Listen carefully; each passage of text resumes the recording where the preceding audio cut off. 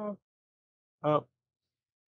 Hi, it's been a long time. Those maybe two people who've seen any of my previous stuff and are now watching this, unless I blow up in the future and people make the ill-advised choice to go back and watch my old stuff. Thanks. Um, it's been a really long time. I've been busy. Um, Now I do fully intend to probably today, hopefully today, because it's going to get so worse every day.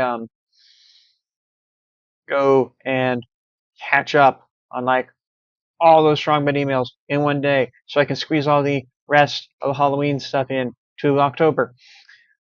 Um, but I have a new laptop, new setup, new everything, except the audio and recording and the OBS software, obviously, that I'm using to do it. But it's a new laptop, so, and it's been a while, so just to test things, I'm going to go ahead and react to a Jaiden animations on Dungeons & Dragons, which is useful because I do eventually plan on doing some D&D content on this. Not even reactions. Um, so let's go ahead and test this out. I'll assume like failed me before, but that's rare. Dungeons and Dragons is like a board game without the board, and you play using your imagination. If you think of something, it can just happen in game. D&D is very popular. Almost everyone I've ever met. Rules. And people have opinions about when you should even use the rules, but there are rules. It's not just the thing in the regular show and to an extent Dexter's Laboratory and obviously Dungeons and More Dungeons, where you can just literally make up whatever. There are rules. Absolutely loves it, and I have never played it before, even though I always thought I would really like it. People would tell me stories of their games, like, so this one time me and my party were entering a cave, and there was a big ogre guarding some treasure, but I used my charisma stat to seduce him, and we ended up eloping together. Dude, if you don't think that sounds crazy fun, then I don't think we would get along, and you should probably unsubscribe. But if you do think that sounds fun, then hey. Sorry, I've never done that before. It felt weird. I decided to reach out to Charlie, aka Slimesicle, aka Charlie Slimesicle, because he's super into D&D. It felt weird. I decided to reach out to Charlie, and then, hey.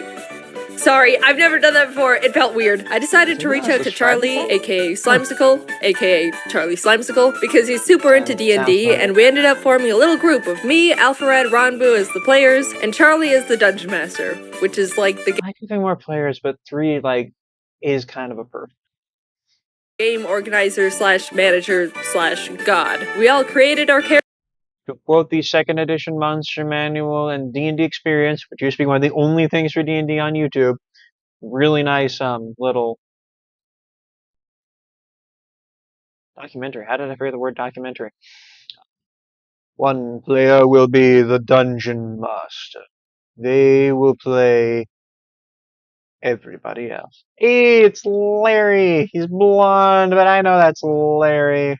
Hey, Larry. Characters, and into the world we were teleported. The clouds part over a vast, lush forest. In it, a giant ancient oak tree can be. The joke that he's just playing a normal fighter. Ah, wonderful bit in a D&D comic. Well, D&D and GURPS. I'm not explaining what GURPS comic is. Called Order of the Sick, where everybody creates a character and the regular DM makes his Mike the regular fighter because he figures he's just gonna die anyway. Why get attached? And the DM makes everybody switch characters. If you think that went over well, you're wrong. But that DM is kind of a jerk, and fortunately for him, it was a whole group of jerks. But then I mean, he got like the character that somebody worked really, really hard to design. He's like, oh, that's pretty cool. The character guy got his like, oh, this is a big old human, not a pixie fairy. Found looming over all the other trees. The inside has been hollowed out, and a sign hangs on the side reading Old Oak Inn. Inside, many creatures of various origins are relaxing, drinking, socializing, but one stands out. A cat, equipped with various instruments, sits at a table, leaning over their cup of milk and scanning the room. They spot a dragon. Always fun to see what an artist is going to do when they get to basically do a Mos Eisley Cantina. I like what you're doing here, being Jade. born, drinking at the Jaiden. bar, alone, seemingly pondering life. From the other end of the bar, a man in a suit approaches the dragon and starts a casual conversation. One day, Oh, God, 15 years okay. ago, everything changed. Been way too long for people to care. While you're Do you know Paramount Plus, Mark? your one job is Star Trek. No, I don't. Who are you? I'm Paul. I'm an assistant manager at Ye Old Mart of Wall. 43 years old. My wife passed away during childbirth. My parents died. And my only child, Paul Jr., ran away at age 6. I'm living a deadbeat life, not even able to go up in the corporate ladder because my manager, Mark, prevents me from doing so. So here I am, drinking away my woes. Mark. I'm Zoot. Hi, excuse me. Are you two new around here? Born and raised. I wish I was. Okay, so I've been stuck in a time loop for what I believe to be the past 3 years. I've relived the same day over and over. I suspect my neighbor Thomas somehow trapped me here, but I don't know how to escape. I can prove it. Look, over there. In about 5 seconds, there's a 70% chance a waiter is gonna trip and drop their glasses onto the ground.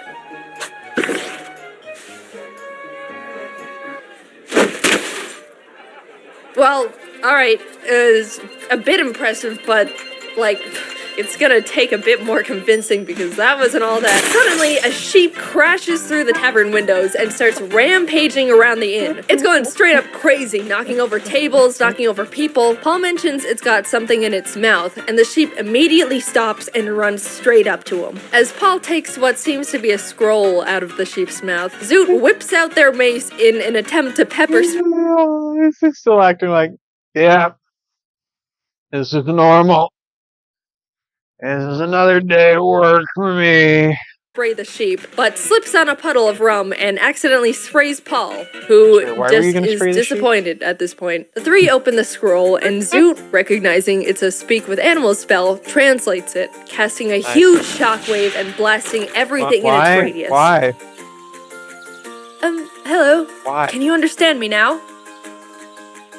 Why the f did you try to spray me with mace? Zoot and the sheep start bickering as Paul and Tholomew just stare at them. Just forget it. I'm no ordinary sheep. I mean, I've been on board with everything, but I and why did she say she's a wild mage or something? Why did the blow up the tree? I used to be human and was cursed into a sheep's body. My name is Luop, and I need your help becoming human again.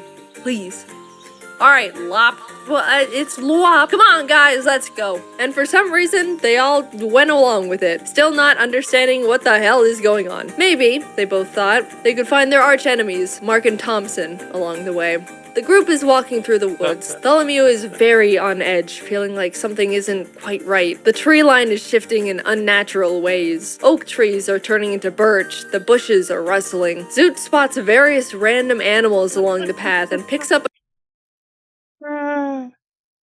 I mean, it's come on, you a wayward turtle, souls. which they add to their inventory. Paul tries to pocket a turtle of his own, but it turns out to be a rock and is then mauled by a cougar. He ends up unharmed, though his adventure suit he changed into is now ruined. Zoot feels bad about Paul not getting a turtle, so they offer to let Paul name theirs, to which he chooses Paul Jr. They eventually reach a clearing with a large stone outcrop covered in Immediately we're engraved gonna be sad shifting when that turtle runes. dies. Carved into a stone is a large bronze door with a face on it.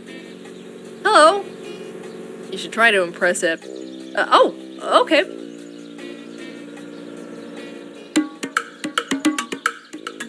Answer me these riddles 3, and then you can come in.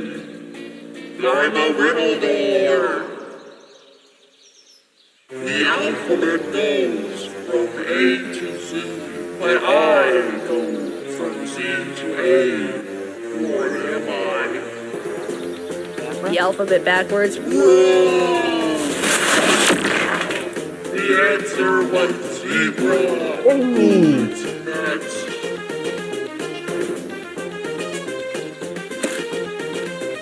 It's zebra, so I'm probably watching way too much British stuff. I move without wings, between silken strings. I leave, as you may find, my substance behind. Spider? I'm gonna say a spider, because I got the butt strings. Correct! You may pass. Wait, but can you turn our friend back? Oh yeah, double or nothing. 3, 2, 1. Is that what happened with Luop? Luop just like get a riddle wrong and turn into a sheep? Answer this next riddle, and your friend will be turned back. I creep and crawl with no It would have been kind of cool with saying a zebra. You're in the donkey family, so you're smarter than a horse. eyes, legs, or ears, but I can move the earth with my peers. What am I'm sorry, I missed that. Voice is kind of weird. Got this a little bit quiet so it doesn't pick up on the mic. eyes, legs, or I creep and crawl with no eyes, legs, or ears, but I can move the earth with my peers. What am I? Can you use it in a sentence? In answer to the question, Yeah, like spelling bee style. nice try, but you're not gonna worm your way out of this. I think I picked up on it. I don't know if you noticed, but he said worm on accident. I'm very detail oriented. Don't listen to him, he's a zero. Paul Jr., what do you think the answer is? Turtle. Turtle, final answer. It's a worm! Correct. The adventurers walk through the door's mouth, which closes Turned behind into a them. freaking As they're waterfall. walking into an open room, kinda they're boss. greeted by a closed silver door. Zoot immediately pitches been the turned turtle for. at the door, but nothing happens. There's 3 dishes of clay placed in front of 3 pedestals, I wouldn't, because I was happy to be a zebra. and the door face emerges once again, this time on the ceiling. In order to continue, create whatever you want. Not one. I'm getting the feeling that Slimeskull was a big fan of classic BBC adventure series Nightmare with a K. Lots of door monsters asking riddles in that. Wanting to deal with more riddles, Zoot throws a dagger into the door's eye. Dude, fine, I'm not helping you with this one. The group, now lost with no direction, decides for some reason to all start eating the clay, even feeding some to Paul Jr. and Luop against their wills. After all the clay has been consumed, the pillars Yeah, glow that's a red D&D and more campaign. clay drops down from the ceiling, resetting the puzzle. That is a correct response from the Out DM. of ideas, they decide to do what the door face suggested. Tholomew sculpts Yes. Unlike PCs, I judge DMs way harder than PCs. There's a code of conduct there I hold them to. It's why I don't like PCing for other people, because quite frankly, it's unfair. It is unfair to the DM. We should all have the right to have our own styles and our own methodologies and our own ways of having fun, which is something I am generally just more accepting of players doing than DMs. Because at default, I am a DM. I'm not a forever DM because they don't let me always DM.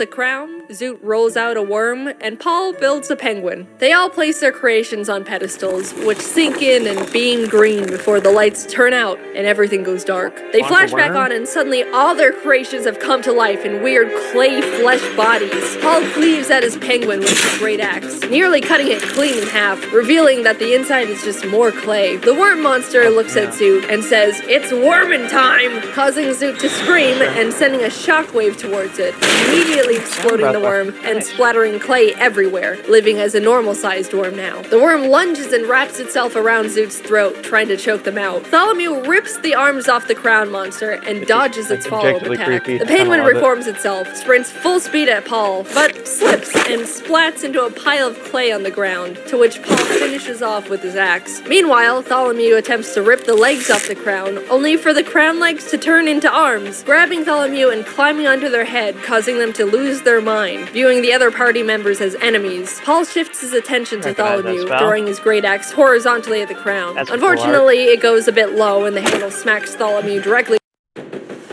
We need to find the truth about these killings. You're gonna make trouble. In the face. Zoot gets a grip on the worm, ripping it off their throat, and breathes acid onto it until it's reduced to ash. Tholomew blows on their bagpipes to attack Paul, sending out a thunderous shockwave that shakes the cavern. Paul is able to hold his ground, runs up to the two, and successfully cleaves the crown off Tholomew's head. All the clay monsters have been defeated. The silver door opens, and everyone cheers together in celebration. The adventurers enter the new room to be Always fun to greeted see how by they wooden illustrate the structures, spiral staircases, platforms, and a golden door at the very back wall. It looks like a Feels camp is set up inside the uncomfortably area, like and a voices Palmer can be letter. heard above on one of the platforms. Tholomew scans the area, looking for traces of their neighbor, Thompson. Not only do they discover a pack of goblins that have inhabited the area, but he also recognizes a familiar boot print in the clay. It's the same type Thompson wears. He's been here. Paul climbs up to the goblin platform and sparks Someone else conversation. who The really goblins likes are these boots. confused and a bit wary of the intruders, but introduce themselves nonetheless. I'm Gob, that's Glob, that's Gobble, that's Gobble Gob, and that's the Peeler, And who's that? that's Bloyle. So your names are Gob, Glob, Gobble, Gobble Gob, Peeler, and Bloyle? The Peeler. Got it. So your name is the Peeler. You don't know anything about Mark or Thompson. I only know about one thing, and that's peeling. Ah, great, there you go. Oh, jeez. Okay, all right, we're leaving. Paul starts booking it to the door they came in through, the Peeler right on his tail, stabbing at his ankles. No one else is doing or saying anything, they're just watching. Paul makes it back to the previous room, and the Peeler slinks into the shadows. With Paul in the other room and Tholomew and Zoot unable to speak Goblin, Tholomew is left trying to communicate through improvised sign language, pointing at the door and blowing kisses at the goblins to signal peace. Zoot tries to slip around the goblins in the meantime, as communication is clearly not working and the goblins are only getting more aggressive, but they bump into an invisible force they can't see, alerting the goblins, who are now initiating combat. Zoot decides to keep running to the door as Tholomew bangs on their drums, sending sound shockwaves at the attacking goblins. Gob, Glob, and Gobble are all sent flying off the edge of the platform, falling to their deaths. Gobblegob, in a fit of rage after losing his friends, lunges at Tholomew but misses completely, sending himself off the edge of the platform too. The Peeler emerges from the shadows to lunge at Tholomew, who is taking up Bloyle, but Paul jumps in just in time, clashing blades with him. As everyone is distracted, Zoot gets to the door, peeking in to see an entirely golden room with a small golden rod shaped like a tree branch floating at the center. The branch shifts between valuable materials, at one moment being made of gold, then emerald, and ruby. Gobblegob, the goblin that accidentally dove gonna off the betray side of the them, right? platform, sprints back up the stairs and attempts to tackle Tholomew off the platform, but accidentally leaps over him and plummets once again over the edge, this time to his demise. Paul and Very Tholomew fun perform first a campaign. clumsy team attack together and finish off the Peeler, ending the battle, but because of the uncoordinated attack, Paul's axe is now peeled. They all hurry fair. over to Zoot and enter the golden room together, trying to figure out how to get the artifact down. Zoot suggests they all toss Slop into the air to get it down, so Paul Solongi Bowser's the sheep into the air, but in the complete opposite direction. Tholomew quickly runs over and breaks his fall, Not and ready before to Lop be can say informed of the anything, flying they throw him again, this time hitting their target as they both fall to the Doesn't mind. I did have a one shot. It was like it didn't like change forms, but it was like a wing bone, so it looks kind of like that. So I immediately thought of a MacGuffin at the end of a one shot D&D thing I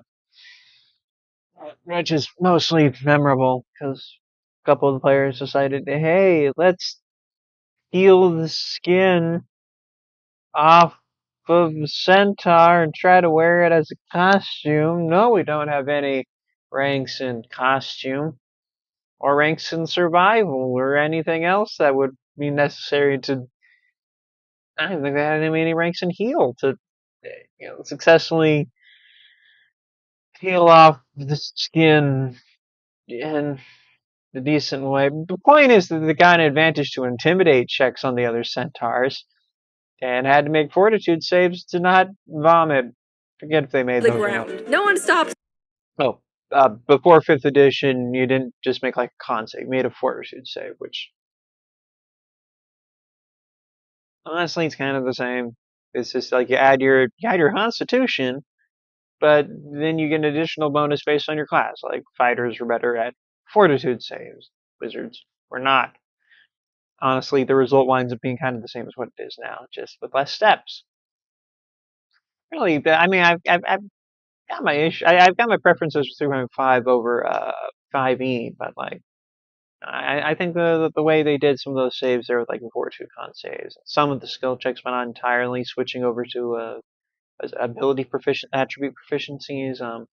It does a lot of kind of the same thing that switching to armor to the regular D20 roll 2 hit bonus AC things did from switching over from THACO, where it's like ultimately you're getting a lot of the same mechanics, it's just less complicated and more user friendly. Swaps fall this time as he lays motionless anyway, on the Lop's floor. gonna betray As him. Tholomew is healing up Lop, Zoot approaches the wand, only for it to be snatched by an invisible force. An unseen figure then reveals itself.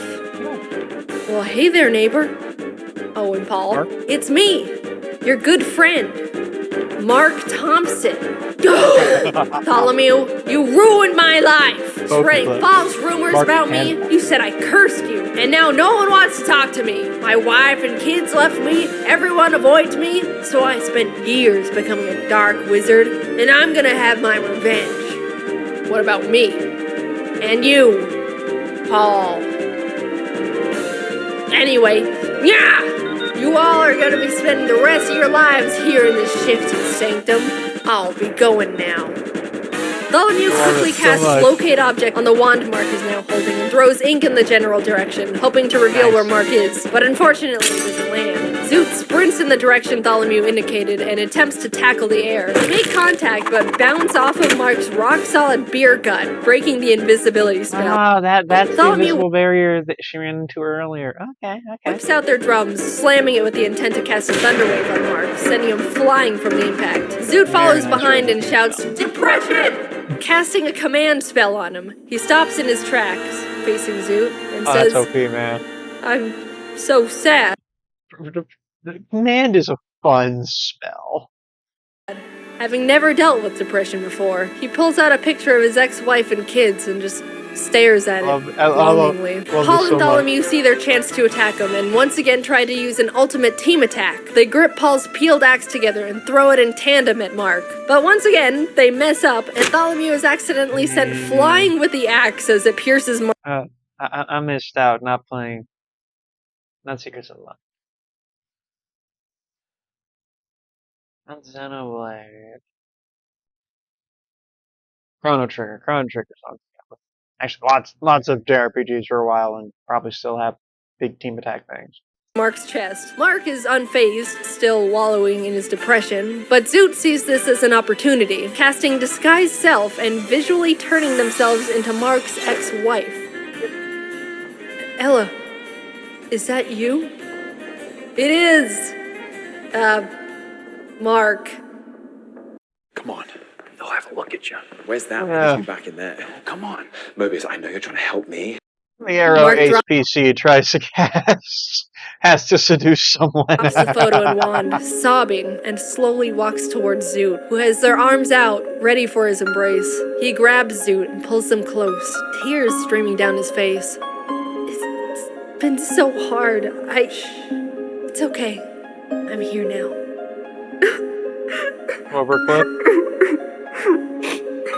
Zoot pulls back, just a bit, just to look into Mark's eyes, which are sparkling with tears, Sonic Blast. Acid. and proceeds to acid blast him point blank from the mouth. Yeah.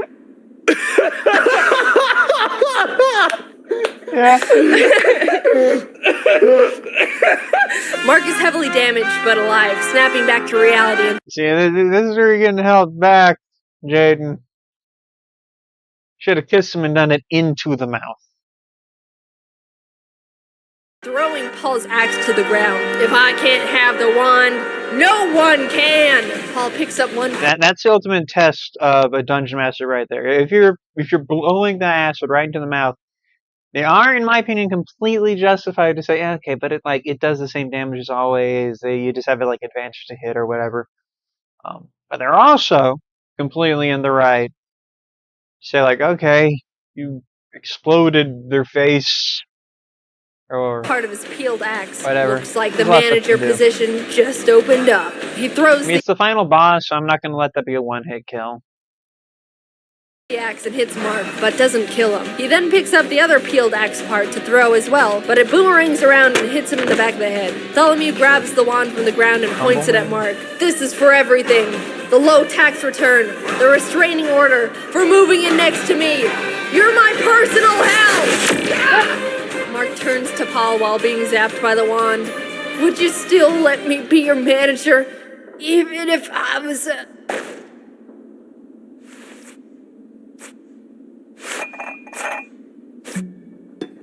Yeah, even if I was a worm. You're fired. You guys did it! Please, use the wand to turn me back into a human. Please! Bartholomew casts That's the a wand's recurring powers worm onto imagery. Lop, I like it. finally turning him back into his original form. Paul and now human Luop lock eyes. I don't know, it's Paul Hi, Jr. Dad. That's cute. Paul Jr. Is that you? Oh! Paul and his long-lost son, Paul Jr., embrace. The wand, now all out of magic, crumbles into dust, and the party exits the cave. The bombs detonate, and the explosions erupt behind them as the group walks off together. Thanks for watching. This was a different type That of was video. a really fun, cute introduction campaign. Acid Sickle or whatever their name was. They did a really nice job there. But I Impressed. hope you enjoyed it. Especially big thanks to Charlie, Ronbu, and Jacob for the great D&D session. It was super fun, and I really want to play more. I'd like to upload highlights of the actual D&D session to my second channel eventually, but it's not ready yet because I'm bad at planning. So maybe that'll happen one day. Anyway, this was a big project. Thank you to the team, as Someone was always, like, "Oh my and to God, did I Sonia forget to for the actually hit sound start effects. recording?" Links to everyone are in the description. Okay, I will see you later. Bye-bye. Okay. 100%. So, if you like that, you want to see more D&D content from me, wait until like next year. Okay, I'm